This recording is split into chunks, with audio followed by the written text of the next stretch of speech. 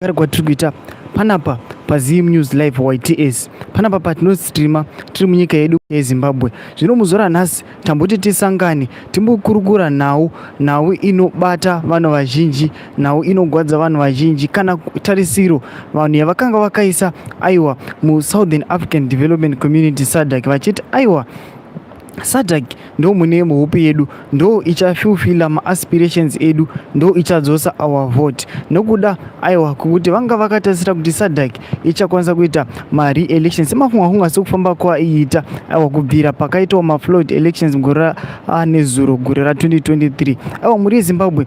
Pane nhau iri panapa yepicture aiwa rakapostewa nemutungamiri wenyika raita kuti vanhu vabve vaconcluda kuti aiwa zvema-fresh elections hakuna, zvema-fresh elections tombokanganwa noda kwokuti aiwa SADC inenge yachizosiyana nayo nyaya yacho. Saka muri Zimbabwe tinopinda munhau yedu muzara nhasi yekuti aiwa Mnangagwa Obata SADC Kumeso sekubuda kwaita yakanyogwa aiwa munewspaper aiwa riri legit newspaper aiwa riri reliable ZVAITWA. Sana pinda munhau iyi ndo panokuti usakangana kusubscribe, kulike nokuti on the bell icon. Noti chipinda munhau iyi tinoenda pabepa redu reZVAITWA vanonyora vachiti desperate Mnangagwa coexes SADC.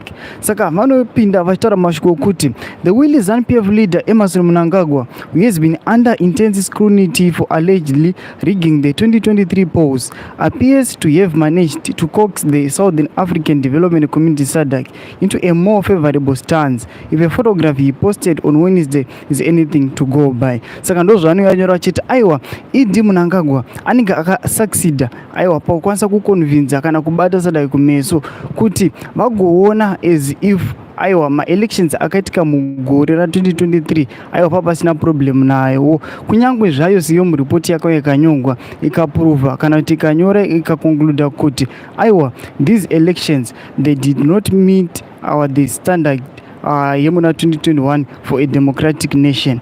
Saka ndo zvatirikuona panapa, ndo zviri kubuda zvinyogwa panapa. Ngatimboenda kuphotograph racho rakapostewa paX handle yemutungamiri wenyika. Satoenda paX handle yakanzi President of Zimbabwe, i-verified account iyo muri kuona iri verified. Saka pane panyogwa pachinzi this morning I was honored to receive SADC Executive Secretary Elias Magosi at the State House, accompanied by key directors. We discussed our regional goals and the SADC Extraordinary Summit on Economic Development, Regional Security and Climate Resilience. Nobody #Zimbabwe #SADC. Saka ndo mashoko akauya akapostiwa. Saka vanhu sekuona kwavo nekukomenda kwavakaita vakauya vakakonkluda kati kunyangwe zvazvinzi SADC yakaisa idi Mnangagwa pakona ichiti aiwa toda kuya tichizo isa ma-fresh elections nekuda kwepicture iro vanoyataura mashoko kuti aiwa picture iro roratidza kuti zvinhu zvese zvinenge zviin place, zvinhu zvese zvinenge zviri kufamba zvakanaka, hapamborina chakashata chingapomerwa pane mutungamiri wenyika vaEmmerson Mnangagwa.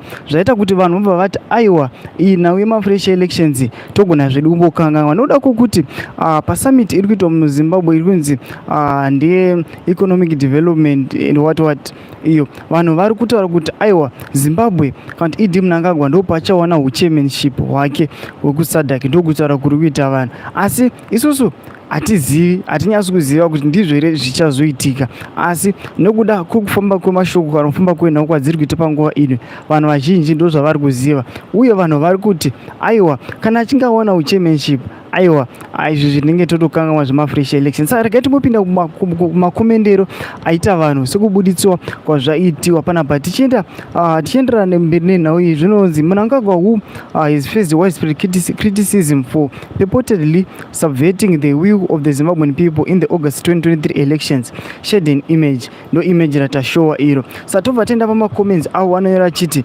critics argue that this move is part of a broader strategy to gain legitimacy and deflect attention from the contentious election results. Sando zvari kuita chiti aiwa move rakaitiwa iri aiwa zvanyanya kuratidza kuti aiwa idi Mnangagwa anogona akavabata chikumeso akaita kuti vakanganwe aiwa nhau yema-elections yakataurika kana kuti yakafamba munyika dzose zhinji kunyanya dzemuAfrica dzakanyasa kuoneka kuti aiwa apa pasina kumira mushe.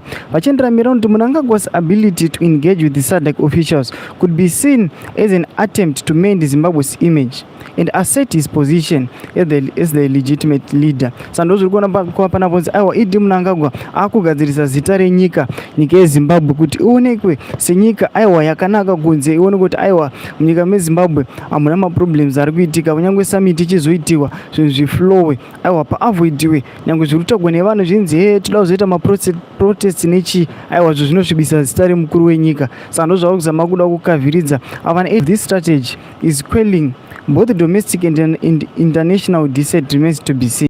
While the details of the discussions with SADC were not disclosed, the reference to economic development, regional security and climate resilience indicates a broad agenda.